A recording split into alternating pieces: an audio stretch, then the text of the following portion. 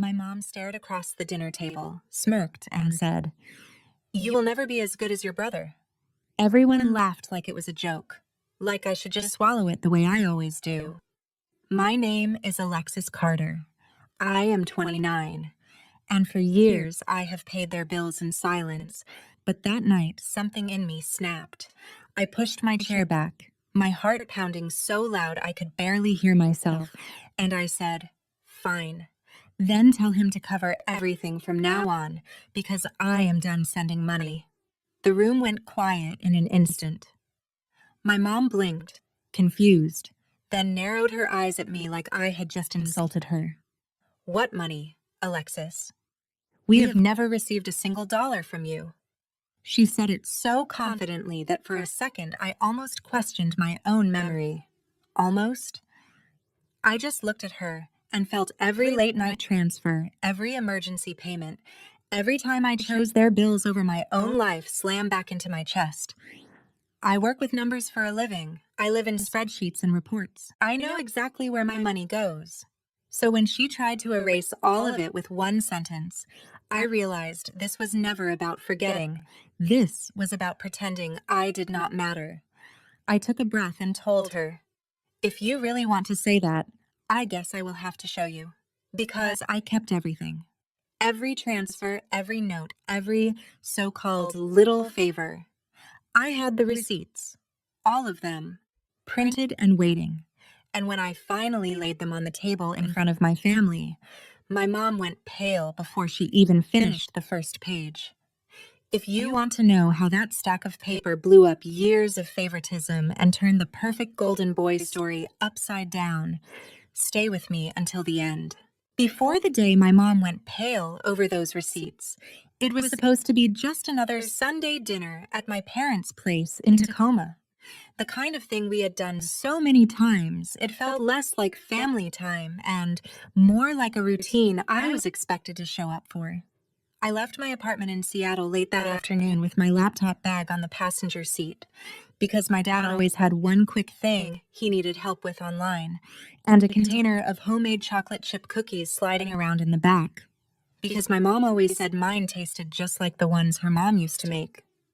Traffic on I-5 was slow, brake lights stretching out in front of me, and the whole drive down I found myself mentally scrolling through my budget instead of the playlist on the radio.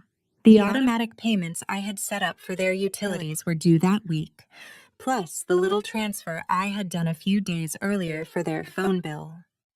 I kept telling myself it was fine. I had a decent salary. I was good with money. This was what being responsible looked like. By the time I pulled into their driveway, Brandon's big SUV was nowhere in sight, which did not surprise me at all. Being on time was my job in this family. I walked in with my cookies, set them on the counter, and my mom, Diane, kissed my cheek with a quick, distracted peck. "Right on time. Of course you are, Lexi. You are my responsible girl," she said, like it was this cute inside joke between us. It never landed that way for me. Responsible girl sounded less like a compliment and more like a job title I had never applied for. My dad, Rick, was at the dining table with his reading glasses low on his nose, scrolling through something on his laptop, a messy pile of envelopes and a calculator beside him. He barely looked up except to say, "Hey, kiddo, remind me later. I need your help with some online stuff." "Okay." He said it casually, like asking me to pass the salt, as if my time and brain were just part of the house inventory. Aunt Melissa was already there too, sitting at the end of the table folding cloth napkins into neat triangles and talking about a coworker at the bank who had just gotten promoted. She smiled at me and said, "There is our girl, always working, always busy. You must be doing so well up there in the big city." In that tone older relatives use when they assume your life is completely under control because you do not talk about your problems. For a while, everything played out like usual. Diane moved around the kitchen narrating Brandon's latest big wins, even though he was not there yet. She talked about a video he posted that got a bunch of likes, a new client he was this close to closing on a house with, How he had shown her pictures of some fancy staging and how professional it all looked. Rick threw in lines like, "That boy is a real go-getter, makes us proud." And Melissa chimed in with, "He has always had that charisma. Some people just have it, you know." Whenever my name came up, it was one of 3 phrases on repeat, like they only knew 3 facts about me. Lexi is steady. Lexi is fine. Lexi has a good job, so we do not worry about her. Steady. Fine. Good job. As if that covered the whole story of who I was. As if being fine meant I did not have student loans, or dreams, or nights where I stared at my bank app wondering how my account could feel so tight when everyone else thought I was doing great. I set the table, refilled water glasses, moved around the edges of the conversation, listening to them hype up my brother, who was not even on time to his own family dinner. At one point, my mom waved her phone around and showed Aunt Melissa one of Brandon's Instagram posts from some rooftop bar saying, "Look at him, living life. He works so hard. He deserves it." The part where he had called me last month to ask for money because a deal was a little slow right now did not make it into the story. When Brandon finally strolled in, late as usual, holding a cheap bottle of red wine like it was some kind of trophy, the energy in the room shifted toward him the way it always did. He kissed my mom on the cheek, clapped my dad on the back, nodded at Melissa, and gave me a half hug while still looking at his phone. Then he launched straight into a story about a wild open house and some crazy rich buyers who might be flying in from out of state. And everyone laughed on cue, leaning in, asking questions, reacting like they were listening to a celebrity guest on a talk show. My dad clapped him on the shoulder and said, "That is my boy, out there making things happen," and my mom was practically glowing. Aunt Melissa literally adjusted the napkins again like she was setting a stage. I sat there with my plate, listening, thinking about the text my mom had sent 2 days earlier asking if I could cover the phone bill just this once, and the Amazon order she had forwarded me, "In case you want to help," with a little heart emoji tagged on like a softener. Nobody mentioned any of that. Nobody mentioned the late-night transfers that kept their internet on, or the groceries I had paid for last month when my mom said prices were killing them. At one point, between stories, my dad joked, "Brandon is the man of the house now. We would be lost without him." And everyone chuckled. My mom nodded proudly and added, "He just has a gift. Everything he touches turns into an opportunity." Then she turned to look at me with that same smile, the one that never quite reached her eyes when it was aimed my way, and dropped the sentence that had been hanging in the air for years but never said so plainly out loud. She shook her head like she was stating a simple fact, not a judgment, and said, "Lexi, you will never be as good as your brother." When she said that, "You will never be as good as your brother," it was like someone finally hit unmute on a reel that had been playing in my head for years. Because the thing about moments like that is, they never come out of nowhere. They sit on top of a pile of smaller cuts you pretended did not hurt. Mine started when I was 23, fresh out of grad school, working my first real job as a junior analyst, still sharing an apartment with 2 roommates and eating a lot of frozen dinners. One night, my dad called sounding more stressed than I had ever heard him. There had been a bad storm. The roof over the garage was leaking, and the repair guy wanted a deposit they did not have until the end of the month. He said it so quietly, like he was ashamed to even ask. "Lexi, could you spot us 150? Just this once, we will pay you back when things calm down." I stared at my own bank app, did the math, and said yes without thinking, because that is what you do for family, right? The payback never happened, but the calls kept coming. At first, it was every few months, a utility bill that got higher than expected, a medical copay, a car registration fee. Then it turned into a routine. I set up a monthly transfer for their power and water, around $250, because my mom texted that she could not sleep when the bill was late. A few months later, I added $90 for their car insurance because my dad was tired of being on hold with the company. On top of that, there were the little things. $60 here for a Walmart pickup. $40 there for a Target run because my mom said she wanted to stock up when there was a sale. Every time, the tone was the same. We just need help this month, sweetheart. We will get back on our feet soon. You know how it is. Meanwhile, my own life was built around their emergencies. I stayed in the cheaper apartment instead of moving into a place with in-unit laundry.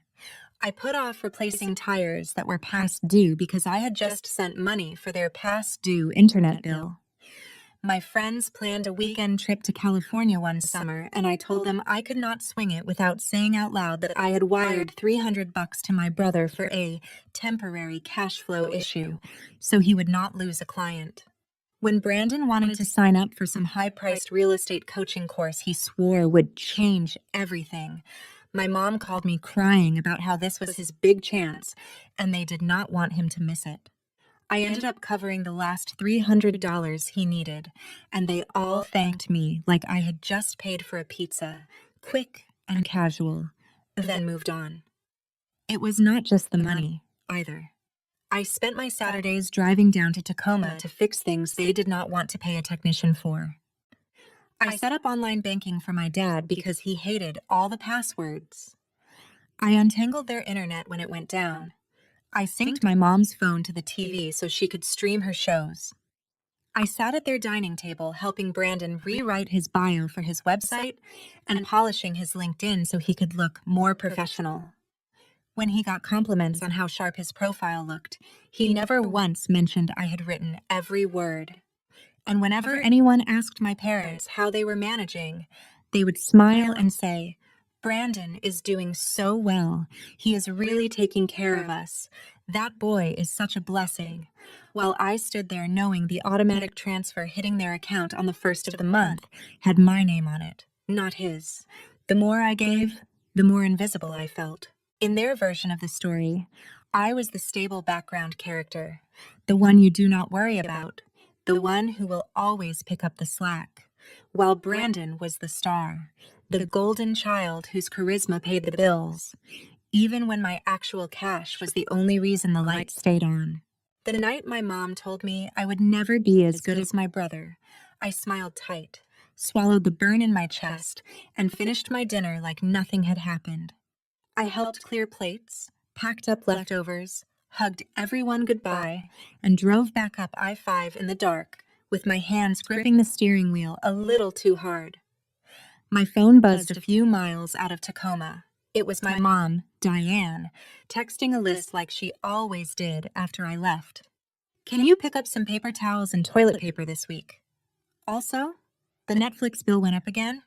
Can you cover it? Just until we sort things out. Love you." A little heart emoji at the end. Like that made it softer. I stared at the screen at a red light and felt something inside me tilt. I had just been told to my face that I would never measure up to the son who did not even bring a real gift to dinner, and somehow I was still the one being asked to grab basics and cover streaming. When I got back to my apartment in Seattle, I dropped my keys on the counter, kicked off my shoes, and went straight for my laptop. No TV, no shower, no scrolling, just the cold light of my banking app. I logged in and pulled up my transaction history. At first, it was just to prove to myself that I was not crazy, that I had not imagined the last 5 years. But habits from work kicked in. I exported the last few years of transfers into a spreadsheet, the way I would for a client. I filtered by my parents' names, by the memo lines I always wrote. Things like utilities, car insurance, phone bill, grocery run, Brandon course, Brandon gas. Row after row filled the screen. 250 here, 90 there, 60, 40, 300, 150, over and over. My fingers flew over the keyboard as I added it up. When the total popped up at the bottom, I just sat back and stared. $26,750? That was a car. That was a down payment. That was a retirement account that actually had a chance. And that was just the money I could track with clean labels and dates. It did not even include the cash I slipped into my mom's hand when she said she was short at the grocery store, or the times I filled up my dad's gas tank without saying anything. I felt this weird mix of nausea and clarity hit me all at once. At work, if someone tried to pretend a number like that did not exist, we would call it what it was: denial or manipulation. Just because it was family did not make it less real. A few minutes later, another email came in from my dad. Subject line: Family Finances. He had attached a blurry photo of a stack of bills and wrote, "We should all sit down Sunday and talk about how everyone can contribute on a regular basis. Bring your checkbook." No mention of what I had already been contributing. No acknowledgement that my regular contribution had been quietly propping them up for years. I could feel that old familiar script starting to run in my head, the one that said, "Just do it. It is easier than fighting. You can catch up later." But this time I did not click away. Instead, I opened a new folder on my desktop and named it Receipts. I went back through my banking app, my email, my text confirmations, and saved every transfer and payment that had gone to my parents or to Brandon in the last 5 years. I took screenshots, downloaded PDFs, and organized them by year. It took less than an hour because this is literally what I do for a living, but by the time I was done, I had a tidy document that told the story my family refused to see. I printed the whole thing at work the next day on my lunch break, hole punched it, and slid it into a plain black binder. On the front, I wrote one word in block letters: family. When my mom texted later in the week to remind me about Sunday dinner and added, "Also, we need more paper towels if you can grab some," I just replied, "Sure, I will bring what you need." But what I was really thinking was, you wanted paper. You have no idea what I am about to put on the table. Sunday came faster than I wanted it to. I drove back down to Tacoma with a case of bulk paper towels in the trunk, and that black binder sitting on the passenger seat like a passenger with its own agenda. My mom had texted that morning. Just a small family meeting before dinner. Nothing big. Love you. And added a smiley face. I stared at it for a long second before tossing my phone onto the couch and grabbing my keys. When I walked into the house, it felt different from the usual Sunday dinners. There was less noise, fewer smells from the kitchen. The table was already cleared except for my dad's laptop, a messy stack of envelopes, and a yellow legal pad with numbers scribbled all over it. Rick looked up and gave me a tight smile. "Glad you are here, Lexi. We are going to work this out like a team," he said, gesturing toward the chairs. My mom, Diane, was pacing between the kitchen and the table, chewing on her thumb, a habit she only had when she was worried about money. Aunt Melissa sat at the end of the table with a coffee mug between her hands, like she was there to moderate a panel. Brandon was leaned back in his chair, phone in hand, tapping through notifications like there was nothing serious happening at all. I set the case of paper towels down by the pantry, then placed my purse on a chair and, very carefully, laid the black binder on the table next to the pile of bills. Nobody commented on it at first. My dad cleared his throat and opened his laptop. "So, your mom and I have been looking at the numbers," he started, "and it is getting tight. Inflation, gas, all that stuff. We thought it would be good if we all pitched in regularly, make a plan, so we are not always scrambling."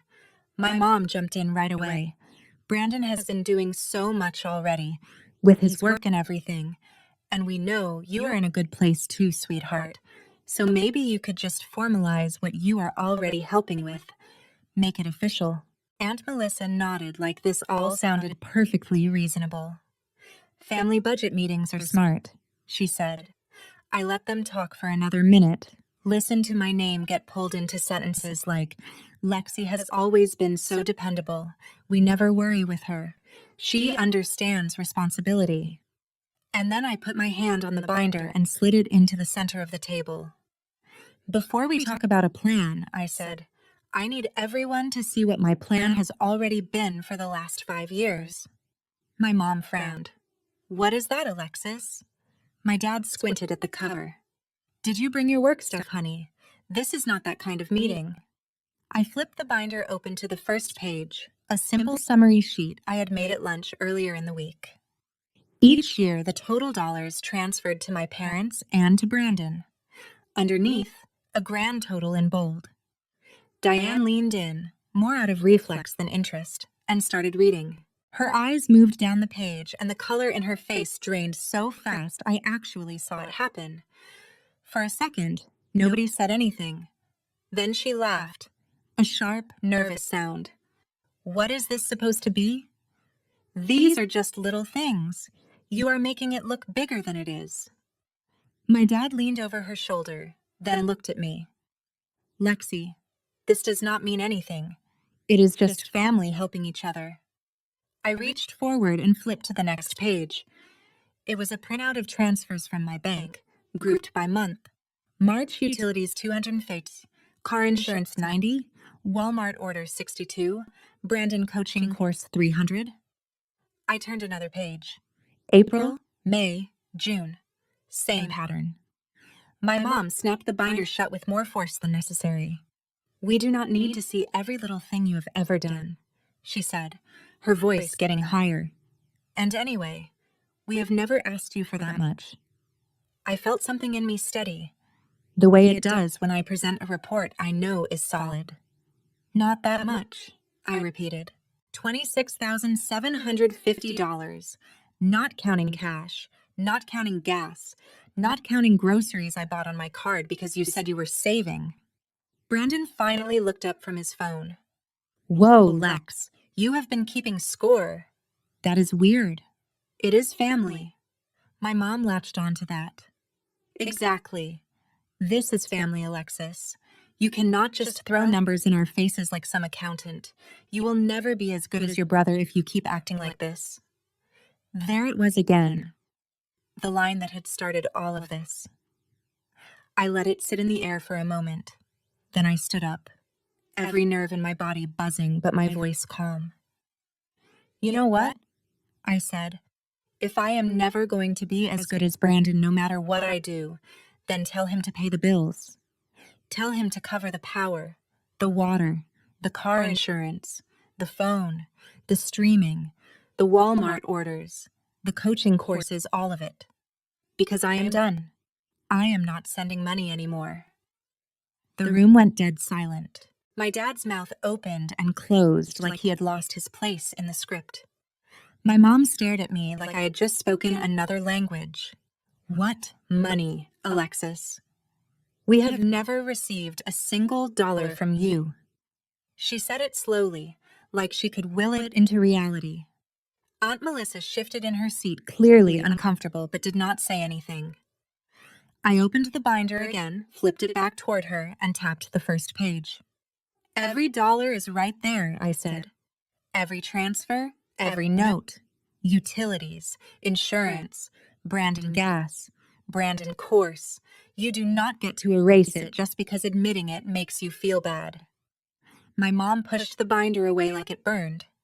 You are being dramatic, she snapped. These were gifts. You never said you expected anything back. We thought you wanted to help. My chest hurt, but not from guilt this time.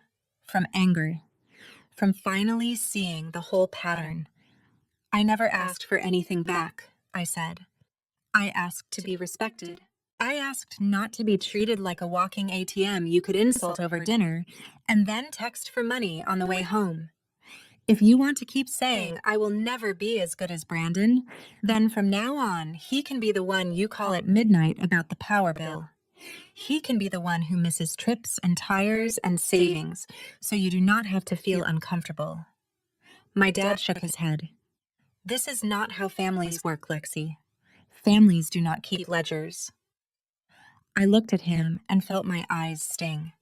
But I did not let the tears fall. Families also do not pretend $26,000 never happened, I said. Families do not rewrite history to make the golden child look like the hero, while the person actually paying is told they will never measure up. I picked up the binder and hugged it to my chest like armor. I am your daughter, not your bank, I said. I will still come to dinner. I will still pick up the phone. But the money stops here. If you need help, you can ask, and you can hear no. That is my boundary. Then I grabbed my purse, nodded once to Aunt Melissa, who finally whispered, "Maybe we should all cool off," and walked out to my car. Behind me, I could hear my mom raising her voice, my dad saying my name, Brandon muttering something about me overreacting, but I did not turn around. For the first time in years, I drove back to Seattle without mentally planning how to fix their problems. And that was when the real fallout started. I did not even make it all the way back to Seattle before the fallout hit. My phone started buzzing halfway up the highway, call after call from my mom, then my dad, then Brandon. I let them all go to voicemail. The notifications stacked up so fast my screen looked like it was glitching. When I finally parked outside my apartment, I sat in the car and listened to the messages in order. My mom's voice was high and shaking. "Alexis, how could you embarrass us like that in front of your brother and your aunt? You made it sound like we are using you. We are your parents. We are allowed to ask for help. Call me back." The second one came 5 minutes later, angrier. "If you wanted appreciation, you could have just said something. You did not need to make a scene and start waving papers like some lawyer. This is not a courtroom. This is family." Then my dad's voice, tired and disappointed. "Lexi, that was uncalled for. Your mom is upset. Brandon is upset. You made it sound like we are bad people. Nobody forced you to send money. You chose to. That is not a debt. That is you being generous. Families do not keep score." Brandon's voicemail was more blunt. "Seriously, Lex, what the hell? Who prints out 5 years of bank statements? That is psycho ex-girlfriend behavior. It is a couple $1,000. Get over it." You made Mom cry. I deleted that one halfway through. Over the next few days, the tone shifted. The first round was outrage. Then came the gaslighting. My mom texted, "I really think you are exaggerating those numbers. It could not have been that much. You must have added wrong. You are stressed. That is why you are seeing things this way." My dad sent an email with a spreadsheet of his own, listing a few times they had bought me school clothes years ago, a used car they helped me with when I was 19, closing with, "We have done more for you than you realize. Maybe we should all be grateful and stop putting price tags on everything." Aunt Melissa called to set up coffee. I almost canceled, but curiosity won. We met at a Starbucks not far from my office. She slid into the seat across from me with a latte and that tight smile older relatives get when they are about to be honest. "Honey," she started, "I get where you are coming from. I work at a bank. I know money can be stressful. But you cannot treat your parents like clients. They are just floundering a little. You are doing well. It is natural they lean on you." I stirred my coffee and let her talk. She lowered her voice. "Your mom is really hurt. She says you threw everything in her face, like she is some kind of freeloader. She is crying a lot.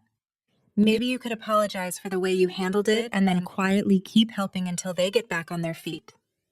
You will make the money back. Family, you do not."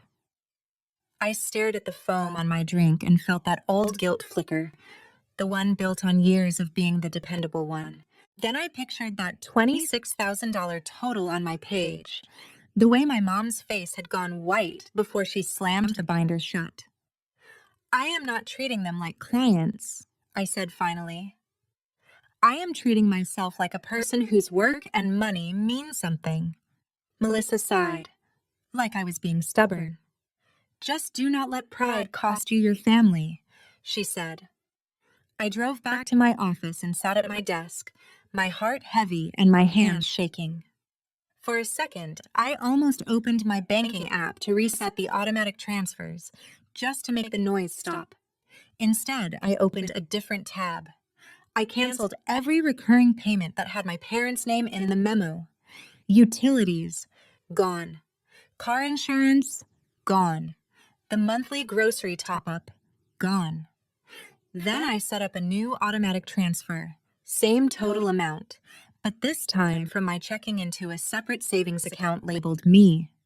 I opened an IRA I had been putting off for years and scheduled a small monthly contribution. The numbers on the screen were not big, not yet, but for the first time in a long time, they were pointed toward my future, not just patching holes in someone else's.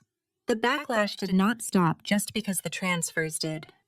My mom started posting vague statuses on Facebook about ungrateful children who only see dollar signs and how some people forget who raised them. A couple of my cousins liked the posts, not knowing they were about me. Brandon posted a selfie in his SUV with the caption, "No one is coming to save you. Hustle or go home." The irony made me laugh out loud in my kitchen. At the same time, real-world consequences started to show up.